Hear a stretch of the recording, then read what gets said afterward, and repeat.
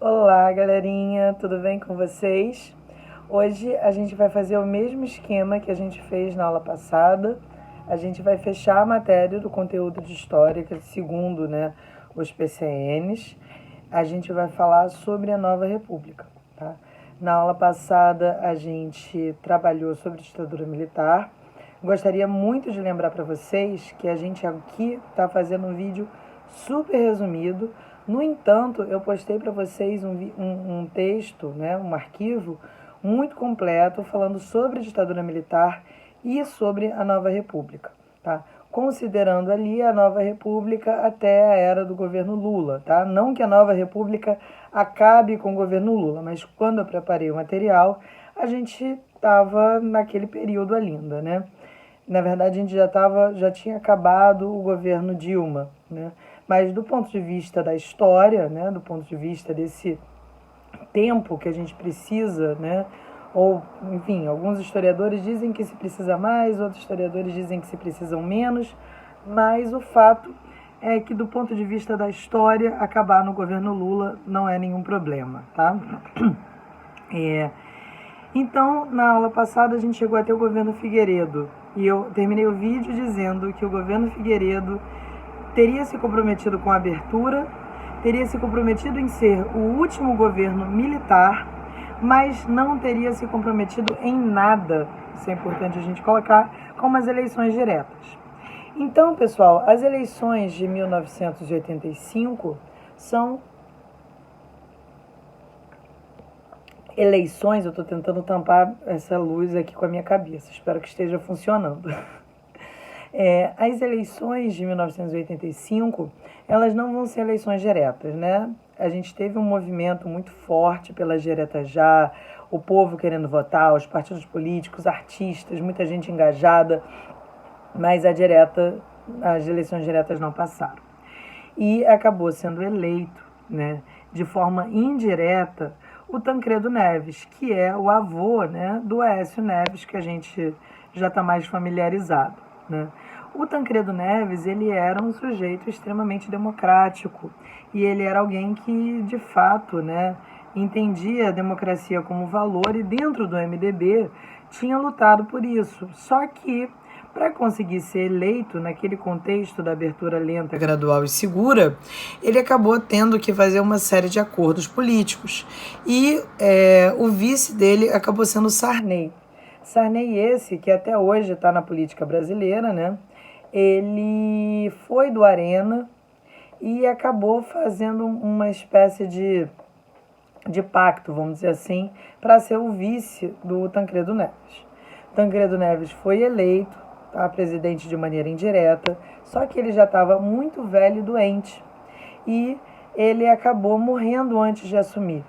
Mesmo assim, o Tancredo Neves, que era um candidato civil, mas com relações muito próximas com a Arena e com a ditadura, acabou se tornando presidente do Brasil. E dando início, a um momento mais forte de abertura, né? A década de 80 no Brasil foi uma época muito complicada. Isso porque a gente estava sofrendo com os impactos da crise do milagre econômico, né? Então a gente tinha uma inflação diária muito alta, a gente tinha a moeda que não estabilizava, a gente teve, né, planos como, por exemplo, o Plano Verão, que não se chama verão à toa, né? Durou só 3 meses. E muitos problemas. O Sarney chegava, mas ao mesmo tempo que a década de 80 é considerada uma década perdida do ponto de vista, né, da economia, ela é um momento na política muito interessante, porque a gente tem muita gente engajada, a gente tem, por exemplo, os Titãs fazendo CD como Cabeça de Dinossauro, a gente tem a censura sendo arrefecida e a gente vai ter, senhoras abismadas escrevendo para a censura, né, começando suas cartas, né, prezada censura, é impossível, né, é imoral o que está acontecendo. E depois, né, com a desarticulação das delegacias políticas, essa censura ela ficou inviável. Então a gente começa a ver uma juventude transvirada, né, uma não transvirada no sentido ruim, né, mas muito desafiadora. Era a ideia de novos tempos. O Sarney, ele vai encabeçar, dentro dessa questão da vitória política, né, a Constituição de 88, que é considerada a Constituição cidadã, né, uma das constituições mais democráticas do mundo, é a Constituição brasileira. É uma pena que até hoje a gente ainda precise lutar tanto para que pontos garantidos na Constituição sejam cumpridos, né? Como, por exemplo, né, a Constituição entende que a terra tem um valor social. A Constituição entende que todo brasileiro tem direito a uma moradia digna, né? Ninguém deveria passar fome pela Constituição brasileira.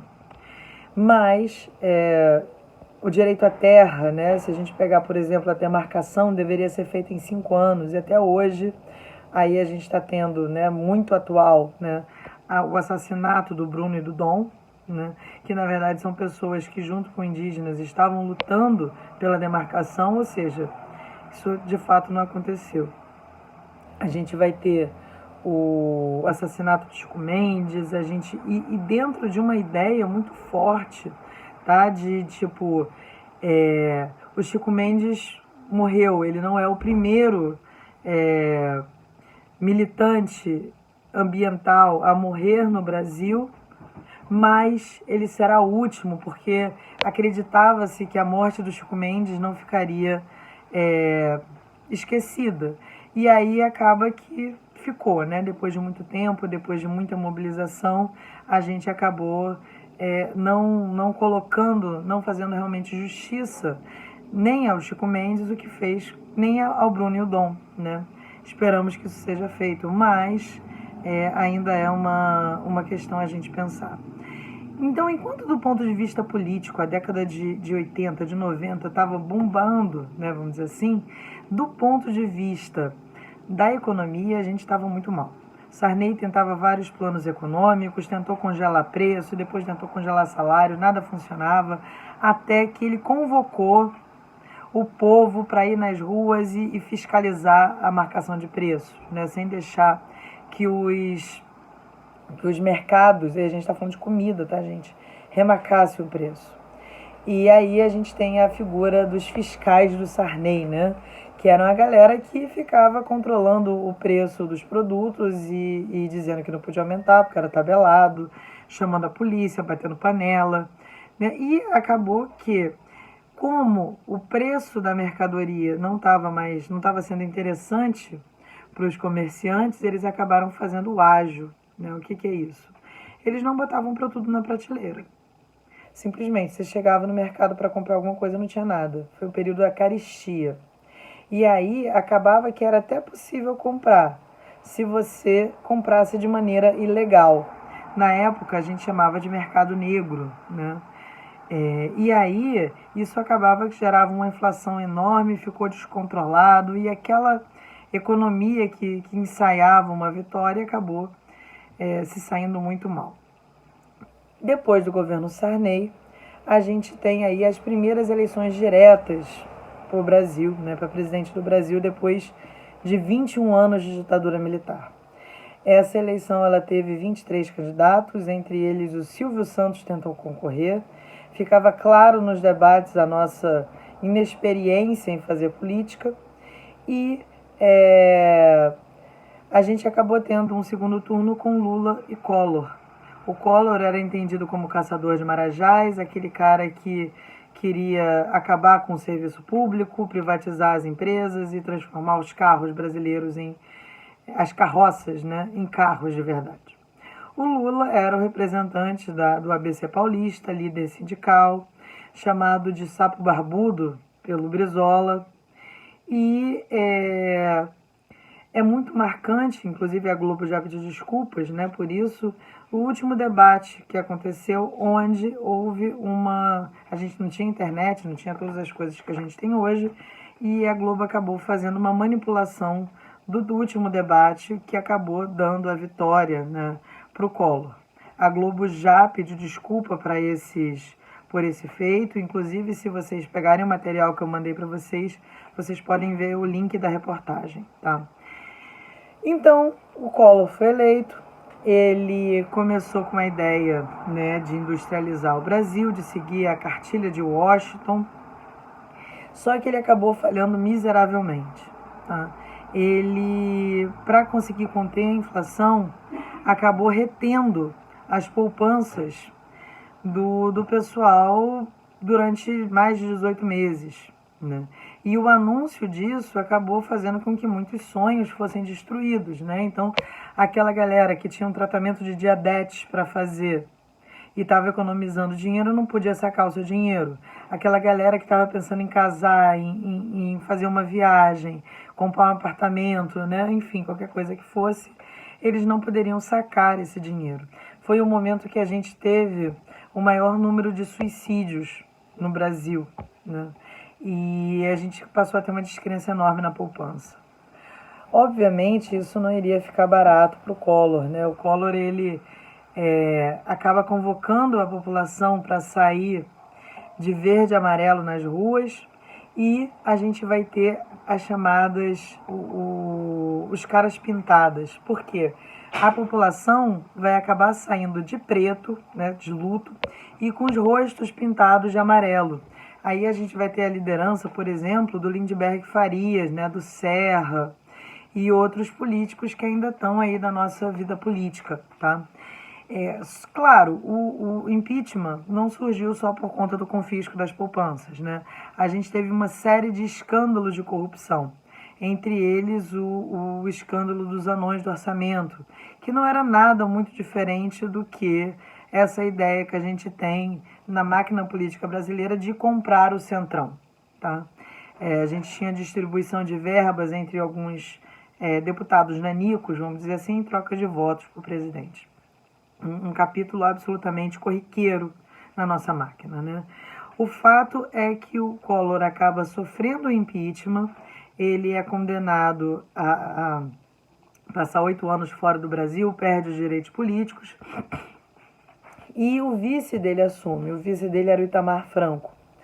O Itamar Franco, ele era um sujeito mais bem conceituado, vamos dizer assim, do ponto de vista dos esforços. O Itamar Franco, ele era muito conhecido pelo topete dele.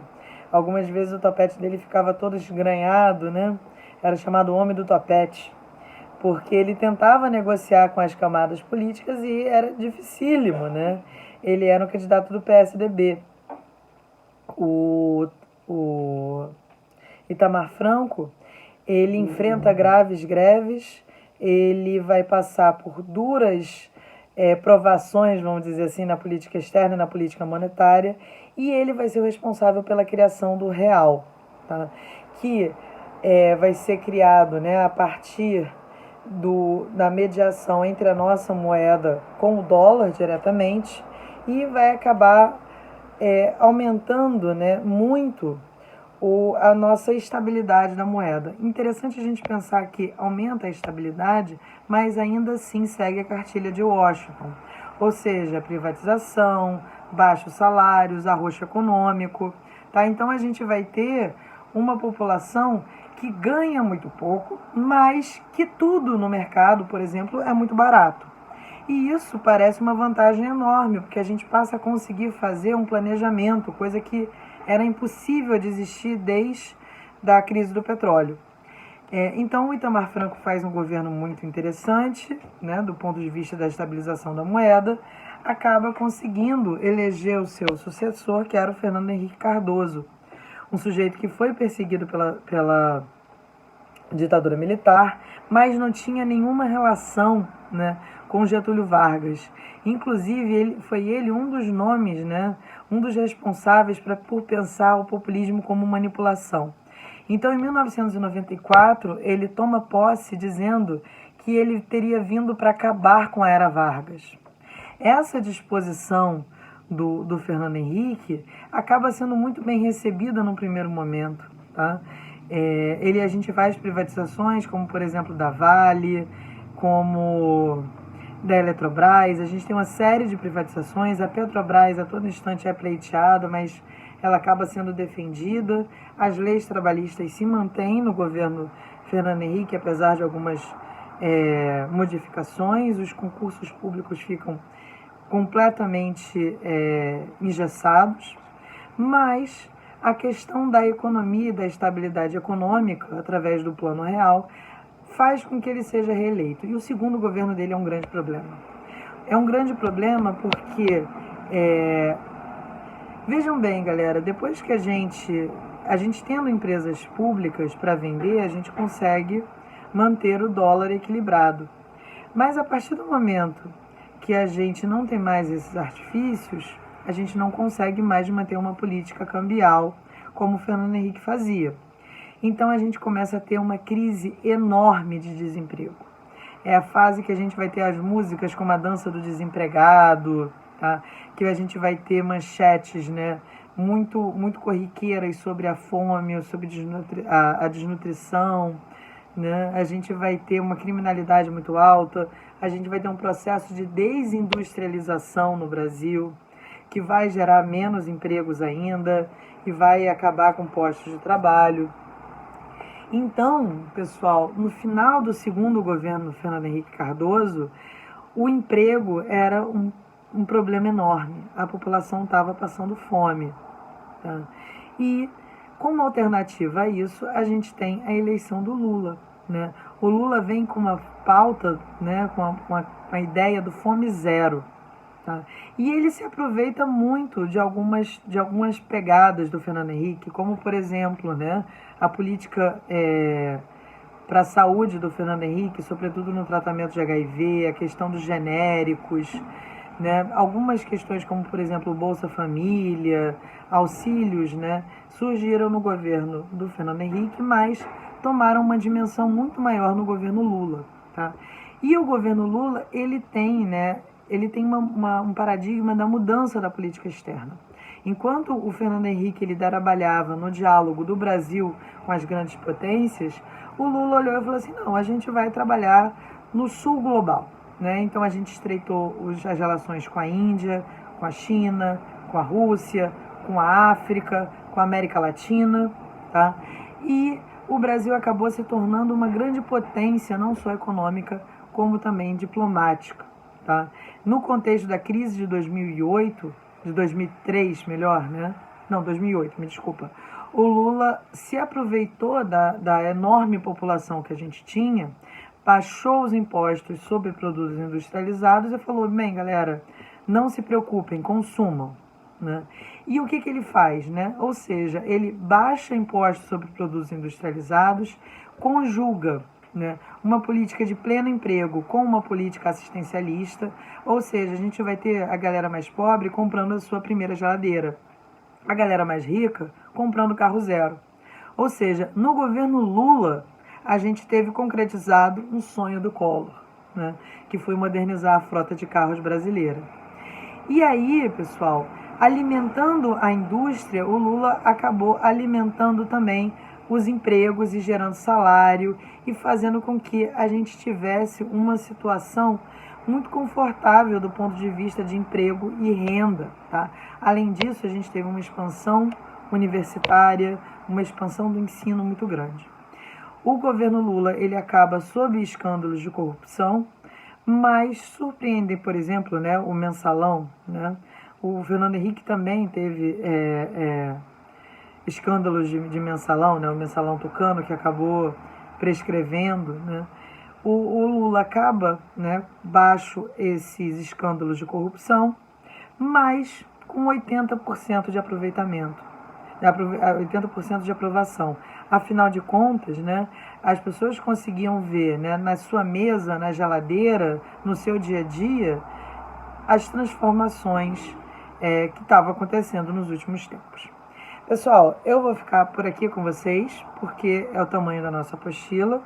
Governo Dilma, governo Bolsonaro, alguns professores já trabalham como matéria da história, mas como a apostila de vocês acabavam tão lá atrás, eu acho que a gente já está expandindo bastante de chegar até o governo Lula. Tá? Se vocês tiverem alguma dúvida, algum comentário, quiserem falar alguma coisa, fiquem sempre à vontade, tá?